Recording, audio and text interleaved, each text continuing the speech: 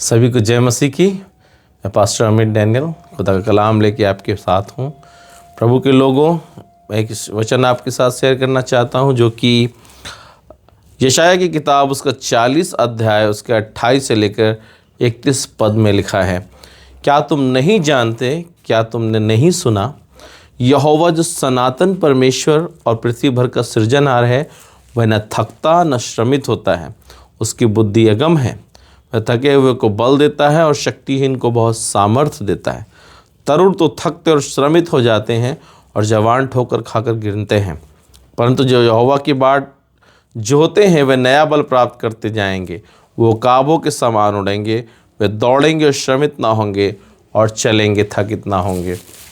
मेरे प्रियो, कई बार जब हम अपनी सिचुएशन में जीवन के संघर्षों में होते हैं, हमको पता नहीं होता है कि जिस परमेश्वर की हम आराधना करते हैं वो कैसे काम करता है।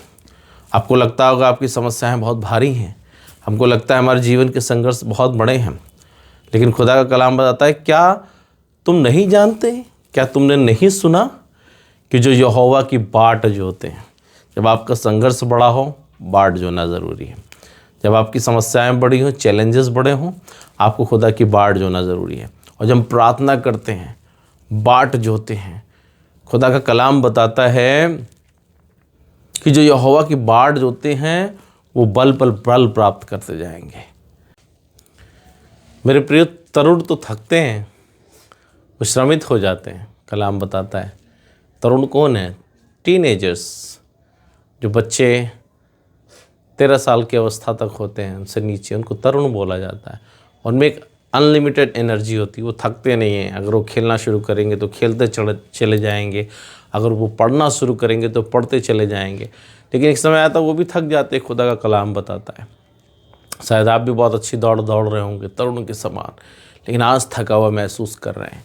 खुदा का कलाम बताता है तरुण तो थकते हैं, परंतु जो यहोवा की बाट जो होते हैं वो बल पर बल प्राप्त करते जाएंगे, बल पर बल प्राप्त करते जाएंगे। जो यहोवा की बाट जो होते हैं, जो परमेश्वर की बाट जो होते हैं, अगर आप थका हुआ महसूस कर रहे हैं, परमेश्वर की बाट जो है, लिखा है वो उकाबों के समान उड़ेंगे। पता है क्यों खुदा के कलाम में लिखा है उकाबों के समान उड़ेंगे? उन्होंने खुदा के कलाम में ये नहीं लिखा वो घोड़ों के समान दौड़ेंगे, ये नहीं लिखा है कि वो किसी और जानवर के समान दौड़ेंगे या चलेंगे। लिखा है वो उकाबों के समान उड़ेंगे। उकाब एक ऐसा पक्षी होता है जो अपने पंख 10 फीट तक फैला सकता है।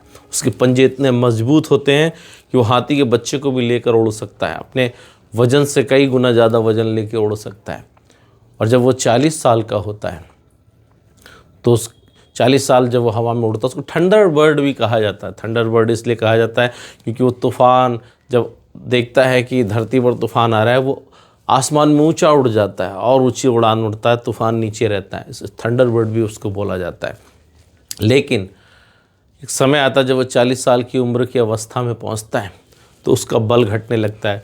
वो पंजे जिससे वो शिकार पकड़ता है वो नाखून बड़े हो जाते हैं, और वो चोंच जिससे वो शिकार को पकड़ता है वो चोंच भी क्या हो जाती है? मुड़ जाती है। अब वो शिकार नहीं कर पाता है, पंजे में पकड़ नहीं पाता है।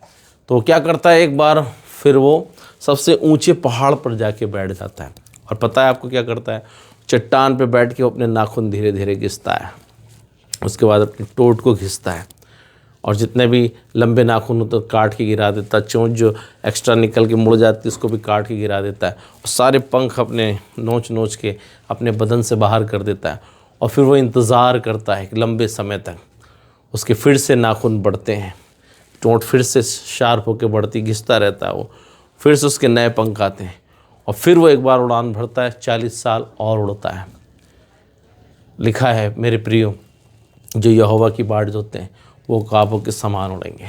आपको लगता होगा आपकी लाइफ में एक ऐसा पल आ गया कि अब सब कुछ ख़त्म हो गया है, आपको लगता होगा अब इसके आगे कुछ नहीं है, अब मैं कुछ नहीं कर पाऊँगा। लेकिन अगर आप मेरे प्रियो प्रभु के बच्चे हैं और अपने परमेश्वर पिता की बाट जोना जानते हैं, तो मैं आपको बताना चाहता हूँ कि ख़त्म नहीं हुआ है। आपके संघर्ष में आपका पिता आपके साथ हैं।